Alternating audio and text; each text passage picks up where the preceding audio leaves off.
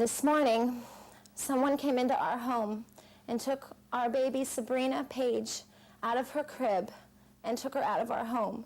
When Marlene Aisenberg appeared in front of cameras begging for the return of her baby, she says she was in shock and already a suspect of the Hillsborough County Sheriff's Office. It's all like a blur, and it's just pain. Steve Aisenberg admits making a simple mistake the night Sabrina vanished. He left his garage door open. The Aisenbergs believe someone entered their home through the garage and took their child.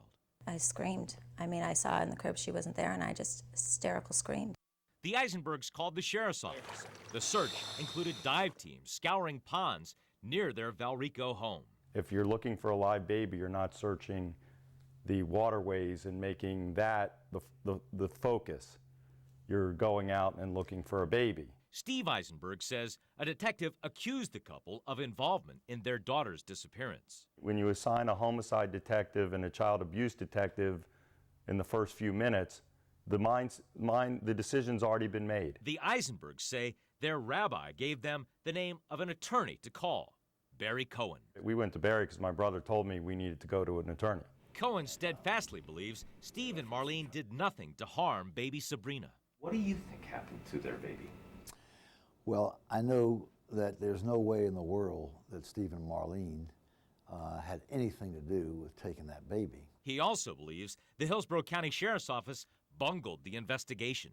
The supervisors and the sheriff at that time had decided that the Aisenbergs were guilty, and then because they had no other leads, because they weren't looking for any other leads.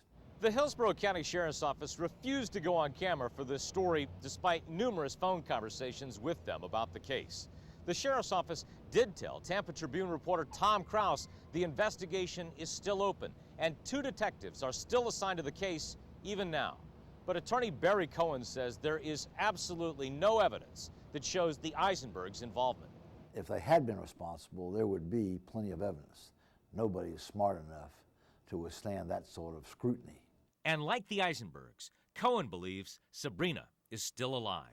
I think that somebody took that baby to love that baby and to have that baby part of their lives. I don't think anybody would take a baby like that for the purpose of destroying or killing that baby. In their Bethesda, Maryland home, the Aisenbergs showed me the room they keep for Sabrina, the gifts they bought for her on each family vacation, even her baby clothes. We are happy, and we have a great family, but there's a piece of us missing. And until she comes home, there will always be that piece missing. The Aisenbergs also showed us this age progression photo from the Center for Missing and Exploited Children. It shows what Sabrina might look like at the age of 10. They hope someone will recognize this child in the picture and that it may one day lead to a family reunion with Sabrina. And I believe that it's not an easy road, and I pray to God that she's being loved and that she's happy, but she still belongs home. Jeff Patterson, News Channel 8.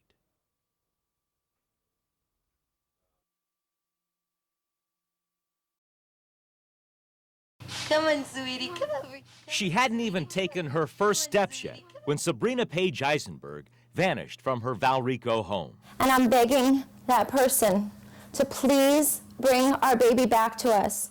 The story quickly drew all sorts of media attention around the country. Now, there's a very serious story out of Florida that's making national headlines. Soon, investigators turned their focus on Steve and Marlene Aisenberg. You know, Steve and I know we had absolutely nothing to do with this. So we don't really care what everybody out there is saying. The Aisenbergs stuffed envelopes with Sabrina's picture at the Missing Children's Center in Brandon. They hired well-known Tampa attorney Barry Cohen to defend them because the Aisenbergs say detectives from the sheriff's office were accusing them of harming their daughter. It's shock. It's disbelief. I can't even, it's just total shock. 10 years later, they say they still struggle with the realization that Sabrina is gone. It's sort of like going through a haze. You don't believe it. You know, you think, oh, you're going to look in the other room and there she is, or something to that effect, and she's just not there. The Aisenbergs now live in this Bethesda, Maryland home, the home Steve grew up in as a child. moving on with their lives since their time in Florida. But they still have a room inside this home for Sabrina. This was from Mexico. This is from London.